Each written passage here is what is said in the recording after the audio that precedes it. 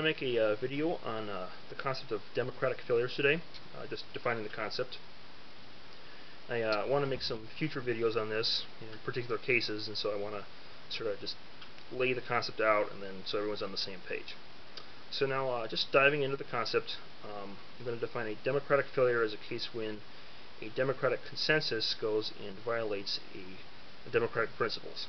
And by democratic principles, I mean the principles of classical liberalism from which we derive democracy in the first place, and then a democratic consensus would be the will of the people, or the majority rule.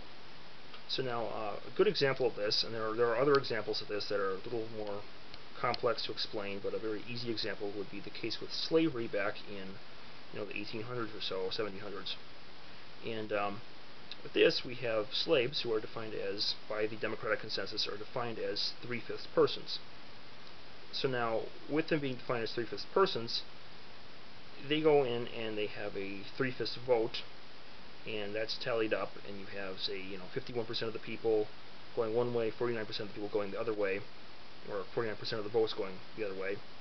And you can then, with this, you can say the 51% decides to define the other 49% as being only worth 40% of the vote, or they define them as less persons still, and they are only worth 40% of the vote.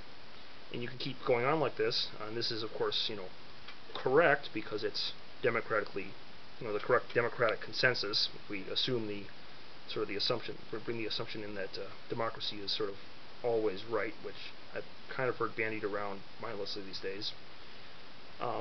Now the problem is that you can keep going this way, and eventually you have a democratically defined majority, which is, because if we take democracy as an absolute, that is actually based on democratic principles and or based on democracy and is therefore correct.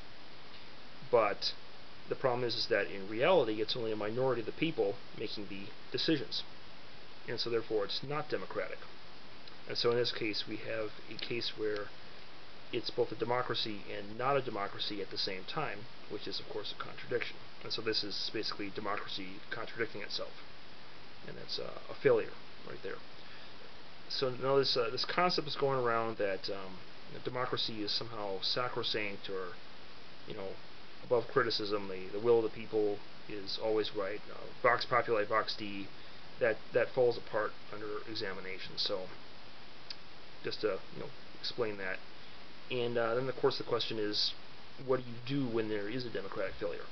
And I'll get into a little bit of this in future videos, but basically what you have to do, and this is not the only thing, but this is just one possible thing that's often done, is some kind of wise statesman has to kind of step into the mix and shut down a part of the democracy to be able to sort of fix the system and then set it back on track, and then you can have your democracy functioning properly again. And this often actually happens, as an example today, happens in some other countries where some dictator that has been democratically elected ends up violating American rights in some way, usually an indirect way, and then we have to come in and sort of intervene to fix the system and make it run according to proper principles again.